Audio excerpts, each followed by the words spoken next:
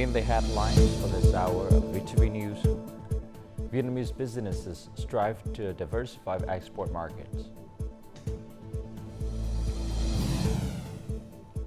And Vietnamese supporting industry enterprises make important breakthroughs. In our war news, Japan increases workforce for Quake rescues.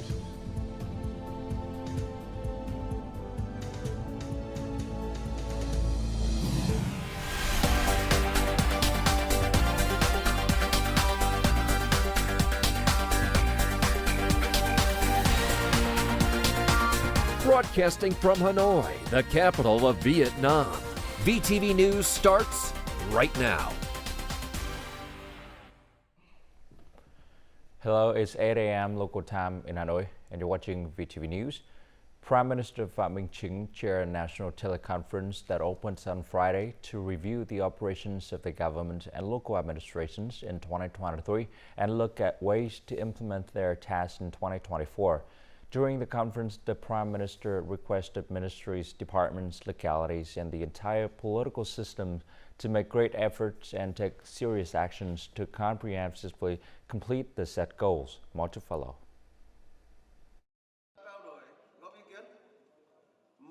In 2023, Vietnam obtained a positive socio-economic recovery, achieving the overall target of ensuring macroeconomic stability, controlling inflation, promoting growth, and striking major economic balances. Vietnam has attracted nearly $36.6 billion in foreign direct investment, marking a significant increase of 32%. Many reputable international organizations have expressed their confidence in the outcomes and prospects for Vietnam's economy. Fitch Ratings has upgraded Vietnam's long-term foreign currency issuer default rating to BB+ from BB, with a stable outlook. Regarding the tasks for 2024, the Prime Minister urged ministries, sectors, and localities to strictly adhere to the directives and conclusions of the Party Central Committee, National Assembly, and government. First, we should be determined to overcome difficulties and face all challenges in various sectors. Second, we should make efforts to fulfill tasks without hesitation or fear of difficulties. Third, there must be a determination to safeguard officials who courageously think and act for the common good, striving to secure the society's interests. Fourth, there must be the determination to boost production and business. Fifth, there must be a determination to exert maximum effort to make breakthroughs in 2024. The Prime Minister underscored 6 principles and orientations in guiding the administration. It's crucial to focus on tightening discipline and regulations, promoting decentralization, administrative procedure reform, digital transformation, and anti-corruption efforts, ensuring political and social stability, strengthening national defense and security, and maintaining a stable environment for rapid and sustainable development. Firstly, we should focus on promoting overall growth, maintaining macroeconomic stability, controlling inflation, and ensuring the major economic balances. We need to further effectively manage monetary policies and coordinate with fiscal and other policies. Additionally, we will strive to accelerate traditional growth drivers, including investment, exports, and consumption, while promoting new growth drivers such as regional connectivity, science and technology, innovation, digital transformation, green transformation, and emerging sectors such as semiconductor chips and hydrogen. The Prime Minister requested strengthening traditional markets while expanding new markets, speeding up the public investment capital disbursement, and introducing national target programs. In addition, the government leader demanded the strong development of cultural and social areas and improvement in the quality of people's material and spiritual life.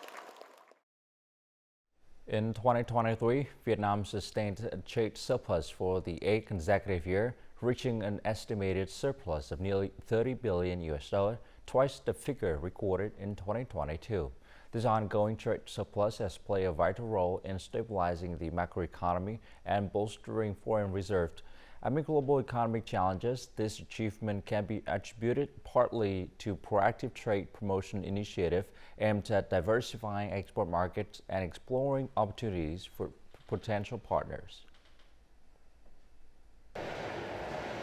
A sharp decline in purchasing demand caused traditional import partners in Europe and the United States to be cautious with their import plans. However, this business achieved a remarkable 146% increase in export sales last year. We are proactively gaining a foothold in new markets such as the Middle East and China.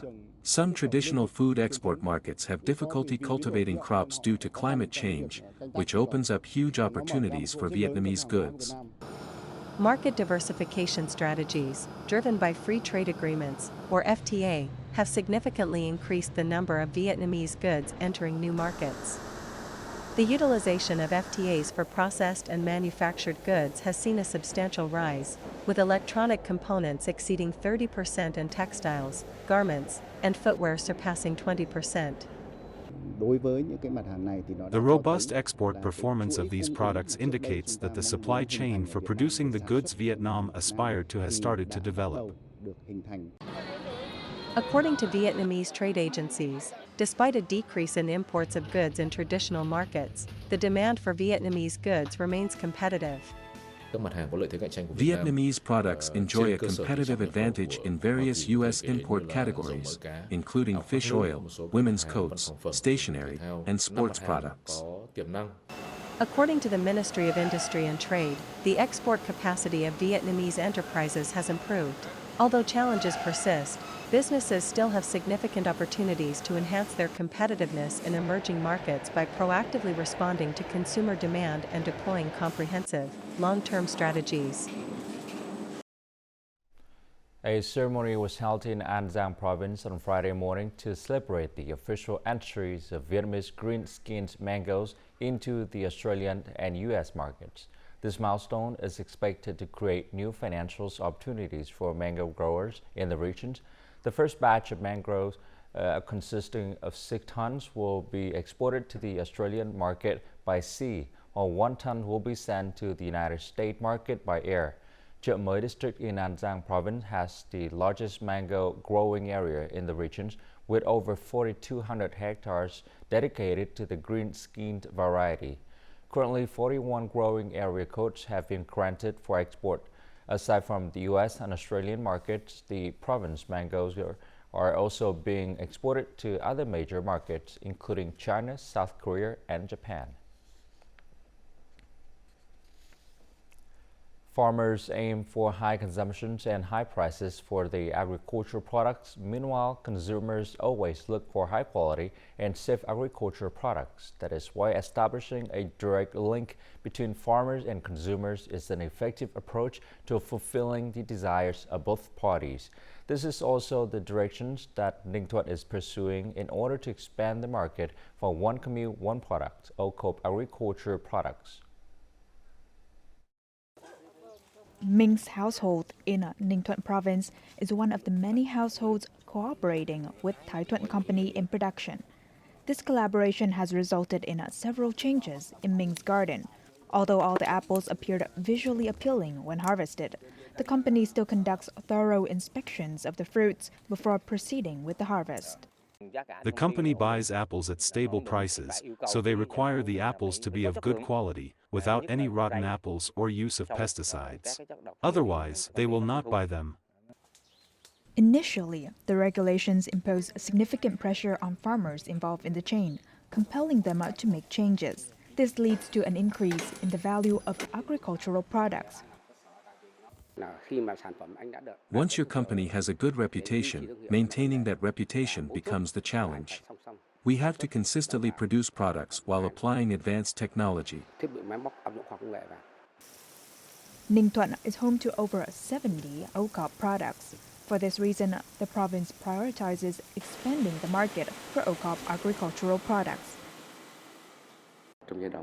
The OCOP chain starts from production to processing.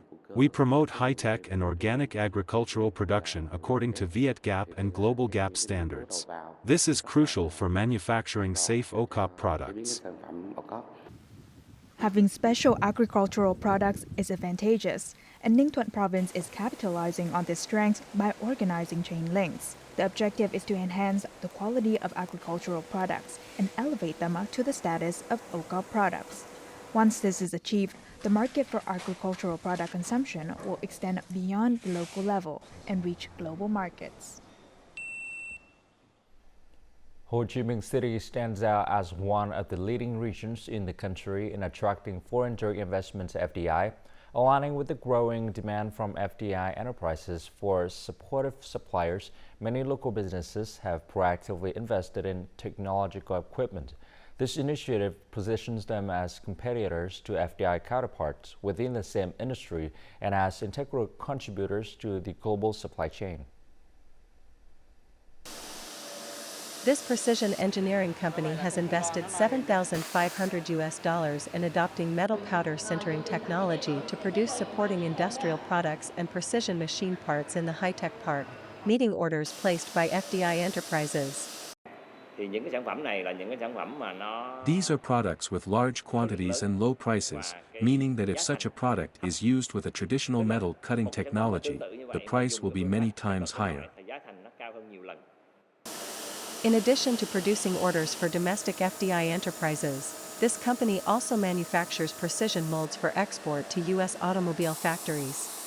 This company has invested in equipment, software, and facilities and trained technical staff to research and produce molds according to the automobile industry's standards. Currently, our production capacities are recognized by several American auto manufacturing businesses. They consider us a trustworthy partner and place orders with us for 2024.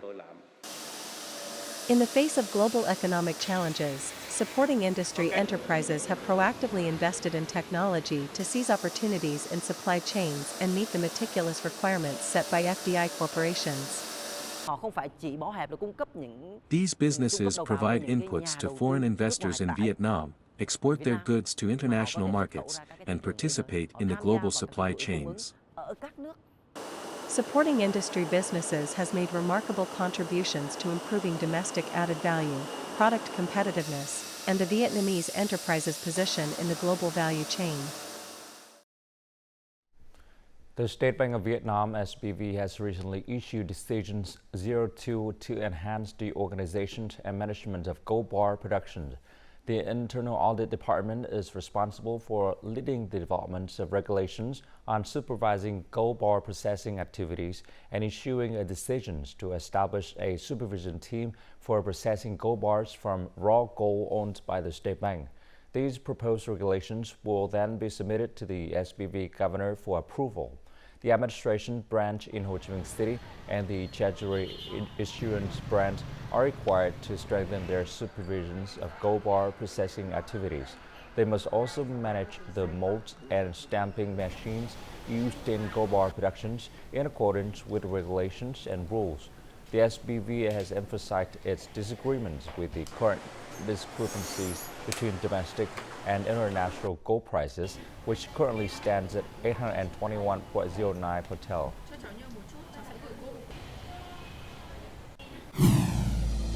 We up next on VTV News.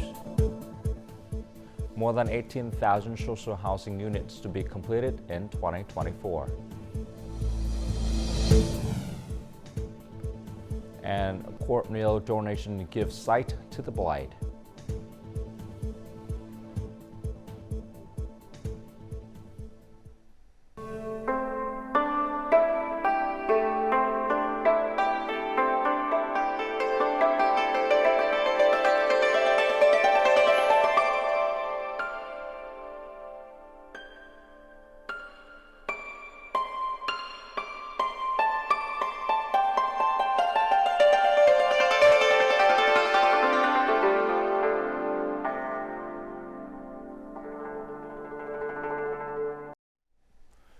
Welcome back to VTV News. Over 18,000 houses in the social housing segment will be completed in 2024. This information was released at the Vietnam Real Estate Forum 2024 on Friday in Hanoi. The 2023 real estate market report shows that the entire market reached over 55,000 houses of all types, only 18% compared to before the COVID-19 pandemic. In particular, budget-priced properties are always in short supply. In 2023, the country started 10 social housing projects and housing for workers in industrial parks. When completed in 2024, these projects will provide more than 18,700 apartments, meeting the housing needs of tens of thousands of workers. This is an effort to implement a project of at least 1 million social housing units by 2030. The Southern Economic Hub of Ho Chi Minh City has approved plans to allocate $38 million for festive activities and support for people in need during the upcoming Lunar New Year holidays. This represents an increase of nearly 4% compared to the same period last year. The city authorities have also expanded the list of individuals eligible for support. In a recent press conference, a representative of the city's Department of Labor, War Invalids, and Social Affairs stated that the amount of spending to support beneficiaries will remain unchanged from the 2023 rate. This decision is due to the need for funds to take care of a larger number of people. District 5's authorities have provided an additional payment of $100 for each poor and near-poor household. Children affected by COVID-19 also receive additional support. Workers who have lost their jobs, are short of working hours, or are suffering reduced salaries are among the priority groups to be cared for during this Tet holiday. In addition to receiving gifts and cash, workers and students facing difficulties will also be provided with free train tickets to return home. The Youth Union has mobilized funds, organized visits, and given out at least 22,000 packages to the union's members and disadvantaged people.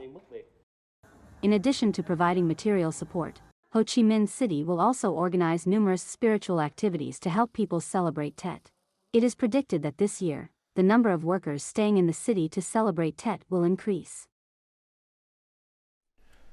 Kim Sơn District, Ninh Bình Province is a shining example of the cornea donation movement, with most households in the district ready to register. The admirable act has given hundreds of blind individuals a chance to reclaim their sight and return to a normal life. In Con Toi, Kim Sơn, all 5 members of this woman's family donated corneas, starting with her husband. She remembers the initial resistance to cornea donation due to limited awareness, particularly the reluctance to accept the idea of organ donation after death. When I pass away, my body function serves no purpose. Donating corneas lets me bring light to others, leaving a positive impact as they gain clear vision and happiness. At a recent ceremony honoring the noble act of cornea donors in Ninh Bình Province, nearly 50 individuals registered to donate corneas after their passing. The effort to promote awareness about cornea and organ donation extends beyond local government initiatives. It involves the active engagement of clergy at these ceremonies. Citizens are taking the initiative to contact the Red Cross Society to collect corneas and provide transplants for the less fortunate individuals after their demise. More than 45,000 people nationwide have registered for cornea donation. The Central Eye Hospital has conducted successful cornea transplants, bringing light to hundreds of patients. In terms of technology, many major eye hospitals can perform cornea transplants, which are technically feasible. The primary challenge is the cornea supply. Over 30,000 visually impaired individuals in Vietnam require corneal transplant surgeries, and the waiting list is on the rise. Spectrum of the Seas, the Bahamas flagged a super cruise ship carrying nearly 4,400 international tourists docked at Nha Trang City, Khánh Hòa Province on January 4th to begin their journey in Vietnam. The Department of Tourism of Khánh Hòa Province said the overseas tourists would visit destinations such as the Institute of Oceanography, the Punaga Tower Cluster, the Chung Sơn Craft Village, and more. Spectrum of the Sea is the first cruise ship to visit Nha Trang in 2024, boosting the Khánh Hòa tourist sectors and the country tourist industry in general.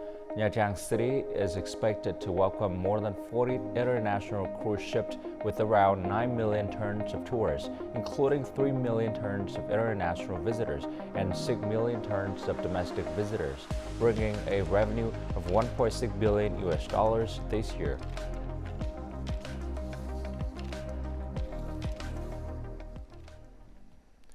The highly skilled young musicians of the Super Kids Orchestra from Japan joined the Vietnam Youth Orchestra for the Great Wave concert at Hanoi Hồ Gươm Theaters on Wednesday evening.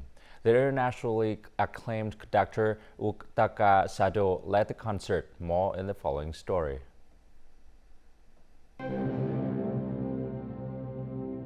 The concert opened with a Vietnamese folk-themed overture titled Thiên Thanh by composer Trần Mạnh Hùng, welcoming the Super Kids Orchestra on their first visit to Vietnam.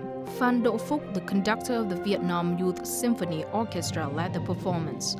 Vietnamese audiences are in for a treat with these outstanding and impeccably performed musical pieces. The concert featured 10 works by world-renowned composers, spanning diverse styles and showcasing the sophisticated and dynamic talents of young Vietnamese and Japanese artists. We see this as an opportunity to learn and exchange music with Japanese friends. Collaborating with Japanese artists shows that Vietnamese artists are skilled and confident enough to perform on the same stage as globally acclaimed artists. Alongside young classical music prodigies from Japan, the skillful conductor Utaka Sado provided an impressive musical experience for the audience. It's a meaningful experience for me to join this concert marking the 50th anniversary of Vietnam-Japan relations. I hope this event strengthens the musical exchange between the two nations' younger generations. The crowd applauded enthusiastically after each piece. The Great Wave concert sparked a love for classical music among young fans, making this sophisticated art form accessible to the Vietnamese audience.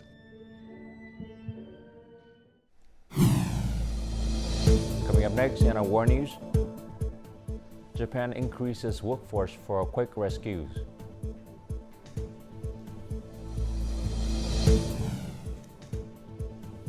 And UN report predicts slower global economic growth for 2024.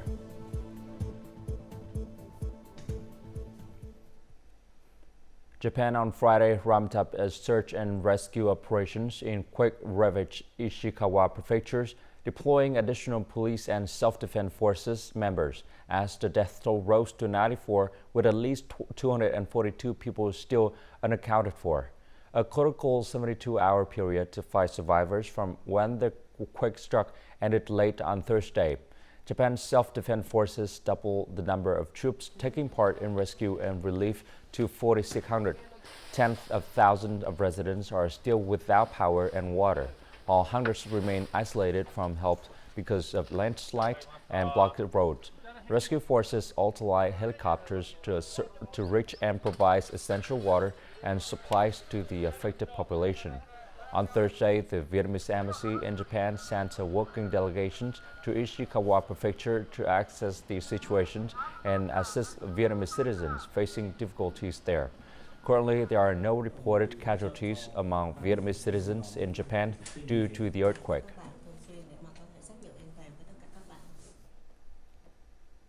The United Nations UN issues the World Economic Situations and Prospect 2024 report on Thursday, pointing to challenges from escalating conflict, sluggish global trade, persistently high interest rates, and increasing climate disasters. The UN projected that global economic growth will slow to 2.4% this year from an estimated 2.7% in 2023. The UN warned that the prospect of prolonged tighter credit conditions and higher borrowing costs present strong headwinds for the world's economy saddled with debt, especially in poor developing countries and needing investment to rekindle growth. Experts said that fears of a recession in 2023 were averted mainly due to the United States, the world's largest economy, curbing high inflation without putting the brakes on the economy. However, the global economy is still not out of the danger zone with prolonged high interest rates and the risk of price shocks.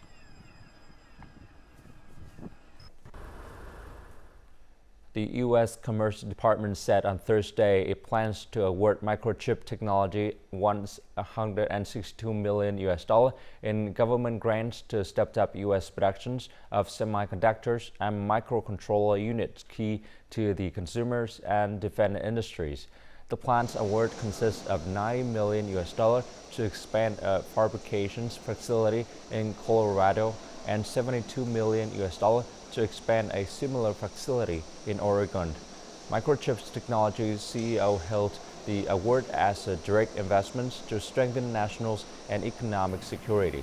The award is the second in a $52.7 billion program, Chips for America, that Congress approved in August 2022 to subsidize semiconductor manufacturing and research.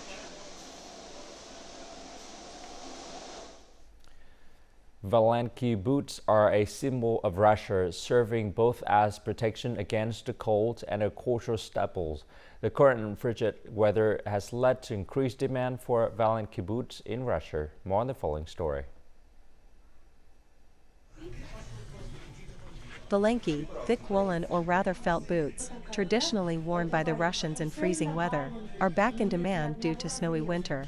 Valeni have a special place in Russian culture because of how they protect the feet of their wearers against the biting cold. Habitually, they are perceived as the reliable footwear for the countryside and can rarely be spotted in the urban environment.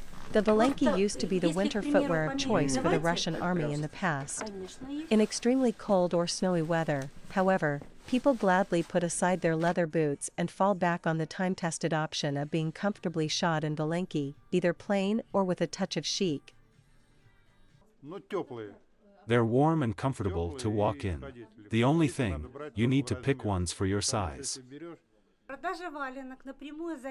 It depends on weather conditions. How good do Valeni sell? Just as it begins snowing, the buyers start marching to our shop. So, naturally, the sales have increased. Each year, Russia produces hundreds of thousands of Valeni pairs. One of the largest Valeni factory in Russia is located in the country's northwest and is manufacturing around 400,000 pairs a year. The demand for felted footwear has been rather stable in the recent years. We try to refresh the looks of the footwear we produce, make it more modern. We protect it from water by using various kinds of soles. This December has been excessively snowy in central Russia, even compared to the usual standards. According to Hydrometeorological Center of Russia, Moscow has been swept by record-setting blizzards twice already this winter. And now, as usual, let's continue with the weather forecast.